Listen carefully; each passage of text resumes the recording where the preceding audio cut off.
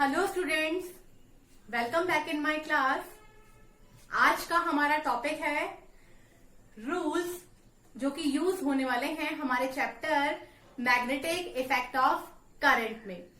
यहां पर हम लोग बात करेंगे कुछ रूल्स की जो बोर्ड के एग्जाम्स में 2 से 3 मार्क्स में कंपलसरी हर साल पूछे जाते हैं। वहां पर वो विद डायग्राम पूछे जाते हैं एंड विद एक्सप्लेनेशन पूछे जाते हैं। तो आज हम लोग डायग्राम और एक्सप्लेनेशन इन दोनों ही हेल्प से समझेंगे कि कोई भी रूल क्या कहना चाहता है मैग्नेटिक इफेक्ट ऑफ करंट के बारे में। सबसे पहले हम लोग स्टार्टिंग करेंगे मैक्सवेल रूल से, लेकिन मैक्सवेल रूल से पहले हम लोग बात कर लेते हैं कि अगर कोई स्ट्रेट करंट कैरिंग कंडक्टर है तो उसमें से इलेक्ट्रिक फील्ड किस तरीके से फ्लो होगा और वो इलेक्ट्रिक फील्ड किस तरीके से मैग्नेटिक फील्ड को जनरेट करेगा। सबसे पहले हम लोग बात कर लेते हैं यहाँ पर स्ट्रेट करंट कैरिंग कंडक्टर की। यहाँ पर हम लोगों ने ड्रॉ किया है एक कार्डबोर्ड को ड्रॉ करने का रीजन ये है कि जब हम लोग ये प्रैक्टिकल करें तो हमको कोई नुकसान ना हो, क्योंकि ये वायर जो है वो मेटल का बन रखा है और मेटल गुड कंडक्टर होता है इलेक्ट्रिसिटी का। हम लोग अगर डायरेक्टली से टच करते हैं तो हमें करंट लग सकता है। तो हम लोगों ने कार्डबोर्ड में होल करने के बाद यूज किया है एक वायर को। उस वायर को हम लोगों ने अटैच किया है एक की से। ये की जो है ये ऑन ऑफ करने वाला बटन है। नेक्स्ट हम लोग बात कर लेते हैं बैटरी की। यहाँ पर आप ध्यान रखिएगा, ये चीज आप लोगों को ध्यान रखनी है। जो बड़ा टर्मिनल होता है इसे हमेशा ही पॉजिटिव टर्मिनल लेंगे और जो ये छोटा टर्मिनल होता है इसे हमेशा ही नेगेटिव टर्मिनल लेंगे। इसको ऐसा बताने का रीजन ये है कि कुछ बार हम लोगों को सिर्फ डायग्राम दिया होता है, पॉजिटिव नेगेटिव टर्मिनल नहीं दिया होता है। तो ये आइडेंटिफिकेशन है कि जो टर्मिनल बड़ा है साइज में आप उसे पॉजिटिव लेंगे, जो छोटा है उसे नेगेटिव लेंगे। दूसरी बात, हमेशा इलेक्ट्रिसिटी का फ्लो पॉजिटिव टर्मिनल से नेगेटिव टर्मिनल की तरफ होगा। हम कह सकते हैं कि बड़े टर्मिनल से छोटे टर्मिनल की तरफ होगा। तो अगर हम लोग बात करते हैं इस सर्किट की, तो हम लोगों ने पॉजिटिव टर्मिनल से करंट को फ्लो कराया है। हमने कहा पॉजिटिव टर्मिनल से वो कार्डबोर्ड के अंदर से बाहर जाने के बाद फ्लो करेगा नेगेटिव टर्मिनल तक। नेक्स्ट हम लोगों ने यहाँ पर एक कंपास रखा है। कंपास के अंदर एक निडल होती है। निडल जो होती है हम लोगों को 2 पोल्स को जनरेट करके बताती है। निडल का जो शार्प एरिया है वो हमें बताएगा नॉर्थ पोल के बारे में, और जो निडल का बैक एरिया होता है, एक जो पॉइंटेड एरिया है वो नॉर्थ पोल बता रहा है, जो फ्लैट एरिया है वो साउथ पोल को बता रहा है। तो हम लोगों ने यहाँ कार्डबोर्ड के ऊपर एक मैग्नेट को भी रख दिया है। मैग्नेट को रखने का रीजन ये है कि ये कंपास की जो निडल है ये फ्लक्चुएट करेगी जैसे जैसे इलेक्ट्रिक करंट पास आता जाएगा। और दूसरी बात, क्योंकि हम लोगों ने लास्ट टाइम बात किया था कि जब कभी किसी एक वायर के अंदर से कंटिन्यूअसली बहुत ज्यादा समय तक इलेक्ट्रिक करंट फ्लो होता है तो वो अपने आसपास में एक मैग्नेटिक फील्ड भी जनरेट कर लेता है। तो यहाँ पर हम लोग बात करेंगे उन्हीं 2 बातों के बारे में। तो हम लोगों ने यहाँ पर करंट फ्लो कराया। जैसे ही हम लोग करंट फ्लो करा रहे हैं, हम लोगों ने लास्ट टाइम बात की थी कि magnetic field line north loop से साउथ लूप की तरफ जाएंगी और एक लूप फॉर्मेशन करेंगी।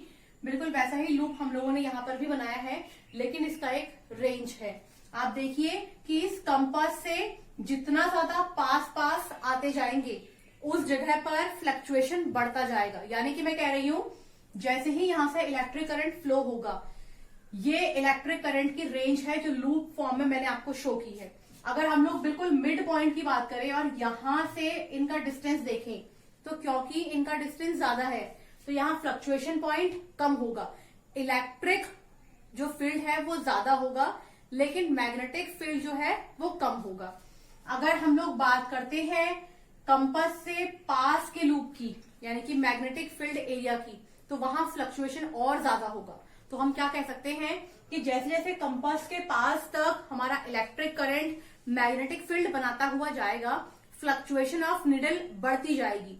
ये हमें बताता है कि किस तरीके से मैग्नेटिक फील्ड की डायरेक्शन अपोजिट हो सकती है स्ट्रेट करंट कैरिंग कंडक्टर से जो इलेक्ट्रिसिटी को अपने में से फ्लो करा रहा है। यहीं पर हम लोग बात करते हैं मैक्सवेल कॉर्क स्क्रू रूल या फिर बोल सकते हैं मैक्सवेल राइट हैंड रूल की। तो आप देखिए, अगर हम लोग बात करते हैं मैक्सवेल राइट हैंड रूल की, तो ये है मैक्सवेल का राइट हैंड रूल। ये थंब इंडिकेट करेगा कि हमारा current carrying conductor straight direction में अपवर्ड है। तो ये थंब रिप्रेजेंट कर रहा है हमारे करंट कैरिंग कंडक्टर के स्ट्रेट वायर को, जो कि ये है। और आप देखिए, करंट फ्लो कर रहे हैं हम लोग अपवर्ड, स्ट्रेट कंडक्टर में करंट फ्लो हो रहा है अपवर्ड। तो आप देखिए कि हमारी बची हुई फिंगर किस डायरेक्शन में जा रही हैं, ये घूम रही हैं इस डायरेक्शन में, जिसको हम लोग बोल सकते हैं एंटी क्लॉकवाइज।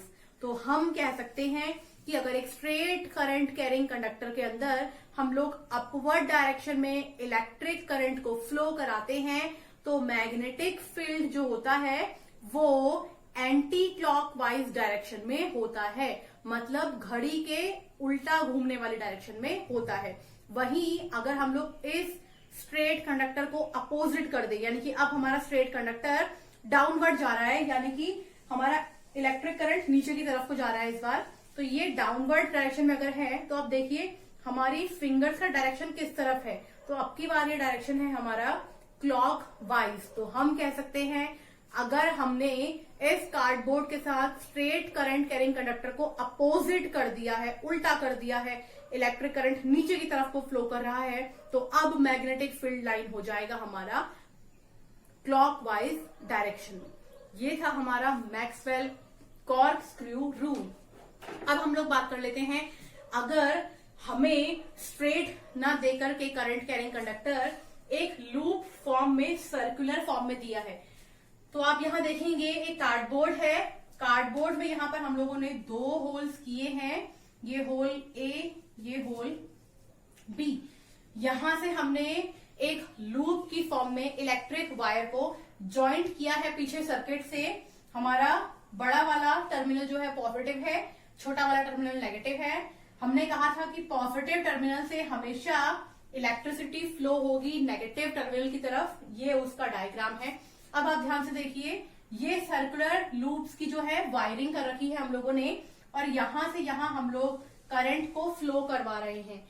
तो अगर करंट फ्लो हो रहा है यहां से यहां पॉइंट ए से पॉइंट बी में, तो वो अपने आसपास में कुछ मैग्नेटिक फील्ड भी जनरेट करेगा हर एक डायरेक्शन में, और ये डायरेक्शन भी बिल्कुल सिमिलर रहेंगी मैक्सवेल रूल की तरह। अगर हम लोग इनको अपवर्ड डायरेक्शन में बात करते हैं तो एंटी क्लॉकवाइज घूमेंगी, अगर हम लोग इनको डाउनवर्ड डायरेक्शन में बात करते हैं तो ये क्लॉकवाइज घूमेंगी। ये था हमारा by the help of circular loop. अब हम लोग बात कर लेते हैं कुछ फैक्टर की, जिनके ऊपर ये 2 डायग्राम डिपेंड करते हैं। सबसे पहले बात करते हैं स्ट्रेट करंट कैरिंग कंडक्टर की। यहां अगर हम लोग बात करते हैं फैक्टर की, तो magnitude of magnetic current, magnitude of magnetism जो रहेगा यहाँ पर, यानी कि मैग्नेटिक स्ट्रेंथ जो रहेगी, वो डायरेक्टली प्रोपोर्शनल रहेगी कि हम लोगों ने करंट कितना फ्लो किया है। इसका मतलब जितना ज्यादा करंट फ्लो करेंगे, मैग्नेटिक स्ट्रेंथ भी उतनी ही ज्यादा स्ट्रांग होगी, और मैग्नेटिक स्ट्रेंथ इनवर्सली प्रोपोर्शनल होगी डिस्टेंस से। यहां मैंने आप लोगों को पहले ही कहा था, कंपास से हम लोग जितना ही दूर दूर जाते जाएंगे फ्लक्चुएशन कम हो जाएगा, जितना कंपास के पास आएंगे उतना ही फ्लक्चुएशन बढ़ जाएगा। तो इनवर्सली प्रोपोर्शनल होगा उस पॉइंट से जहां पर हम लोग मेजरमेंट कर रहे हैं मैग्नेटिक फील्ड लाइंस का। वहीं अगर हम लोग बात करते हैं सर्कुलर लूप की, तो पहला पॉइंट सेम रहेगा कि मैग्नेटिज्म होगा, यानी कि मैग्नेटिक स्ट्रेंथ जो होगी वो डायरेक्टली प्रोपोर्शनल करेगी कितना करंट हम लोग यहां से फ्लो करवा रहे हैं, और इनवर्सली प्रोपोर्शनल होगी कि रेडियस क्या है इन लूप्स की। रेडियस जितना कम मैग्नेटिक स्ट्रेंथ उतना ही कम, रेडियस जितना ज्यादा मैग्नेटिक इफेक्ट भी उतना ही ज्यादा। ये बात की हम लोगों ने straight current carrying conductor, circular current carrying conductor, या फिर magnetic effect of current by the help of Maxwell law की। अब हम लोग बात कर लेते हैं फ्लेमिंग्स लॉ की। हम लोग बात कर लेते हैं फ्लेमिंग के रूल्स की। यहाँ पर फ्लेमिंग के 2 रूल्स हैं जो अलग अलग डिवाइस में यूज होते हैं। सबसे पहले हम लोग बात करेंगे फ्लेमिंग के लेफ्ट हैंड रूल की। अगर हम लोग बात करते हैं फ्लेमिंग के लेफ्ट हैंड रूल की, तो सबसे पहली बात, हमारा थंब हमारा फोर फिंगर एंड हमारा सेंटर फिंगर, हमें इन तीनों को 90 डिग्री के एंगल पर रखना है। यानी कि हम कह सकते हैं हमारा थंब परपेंडिकुलर है हमारे फोर फिंगर पे, हमारा फोर फिंगर परपेंडिकुलर है हमारे सेंटर फिंगर पे, और हमारा सेंटर फिंगर परपेंडिकुलर है हमारे फोर फिंगर पे। यहाँ अब लोग हम बात करते हैं इस डायग्राम की, तो ये जो हमारी सेंटर लाइन है ये डिनोट कर रही है थंब को। अगर हम ऐसे देखें तो हमारा थंब आप लोगों को सेंटर में दिखाई देगा। अगर हम लोग बात करते हैं करंट की, तो हमारा सेंटर फिंगर ये फिक्स है वैल्यू की, हमारा सेंटर फिंगर हमारे करंट को शो कर रहा है, हमारा थंब हमारे फोर्स या फिर मोशन को शो कर रहा है, और हमारा फोर फिंगर मैग्नेटिक फील्ड को शो कर रहा है। ये चीजें फिक्स हैं इस रूल के अंदर। नेक्स्ट बात हम लोगों ने की है कि ये तीनों ही हमारे 90 डिग्री के एंगल पर हैं। तो फ्लेमिंग का लेफ्ट हैंड रूल कहता है कि अगर हम लोग अपने थंब को, अपने फोर फिंगर को और अपने सेंटर फिंगर को 90 डिग्री के एंगल पर यानी कि परपेंडिकुलर रखते हैं, तो हमारा थंब इंडिकेट करता है कि फोर्स किस डायरेक्शन में जा रहा है, हमारा फोर फिंगर डिनोट करता है कि मैग्नेटिक फील्ड किस डायरेक्शन में जा रहा है, और हमारा सेंटर फिंगर डिनोट करता है कि करंट किस डायरेक्शन में जा रहा है। ये थी बात हमारे फ्लेमिंग के लेफ्ट हैंड रूल की, जिसके ऊपर कुछ डिवाइस वर्क करती हैं, फॉर एग्जांपल इलेक्ट्रिक मोटर। अगर हम लोग बात करते हैं फ्लेमिंग के राइट हैंड रूल की, तो अगेन हम लोगों को सेम कंडीशन रखनी है। हमारा थंब, हमारा फोर फिंगर, हमारा सेंटर फिंगर तीनों परपेंडिकुलर डायरेक्शन में रहेंगे, एंड यानी कि हम लोग कह सकते हैं कि 90 डिग्री के डायरेक्शन पे रहेंगे, और अगेन एंगल रहेगा 90 डिग्री। यहां हम लोग बात करते हैं अगर हमारे थंब की, तो थंब यहां डिनोट करेगा मोशन को, यहां पर भी थंब डिनोट कर रहा था मोशन को। यहां अगर हम लोग बात करते हैं मैग्नेटिक फील्ड की, तो हमारा फोर फिंगर डिनोट करेगा हमारे मैग्नेटिक फील्ड को, और लेफ्ट हैंड रूल में भी फोर फिंगर डिनोट कर रहा था मैग्नेटिक फील्ड को। नेक्स्ट हम लोग बात करते हैं हमारे सेंटर फिंगर की, तो जो इंड्यूस करंट होगा, वो इंड्यूस करंट जो है वो हमारा सेंटर फिंगर डिनोट करेगा, और यहां पर भी जो हमारा करंट अप्लाई होने वाला है वो हमारा सेंटर फिंगर डिनोट करेगा। Left hand rule and right hand rule में एक चीज डिफरेंस है, वो ये कि यहाँ हमारा थंब जनरली डिनोट करता है फोर्स को, जबकि यहाँ पर हमारा थंब जनरली डिनोट करता है ओनली एंड ओनली मोशन को। तो ये था हमारा राइट हैंड रूल। अब left hand rule and right hand rule से कुछ प्रॉपर्टीज निकल के आती हैं, हम लोग उनके बारे में बात करेंगे। तो नंबर 1 प्रॉपर्टी की बात करें, flow of positive charge and proton.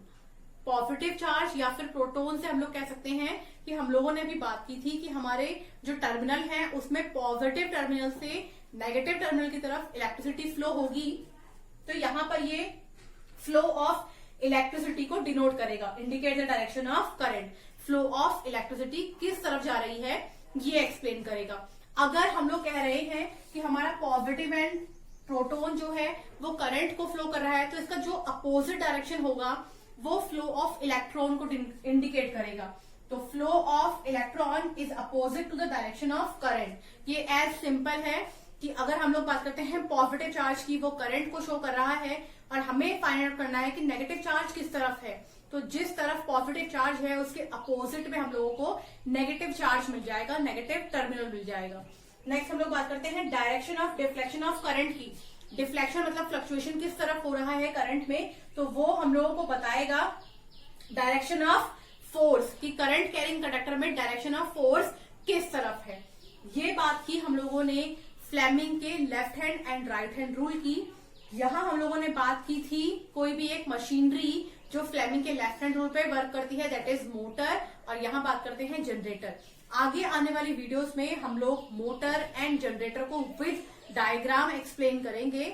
आज के लिए इतना ही, थैंक यू।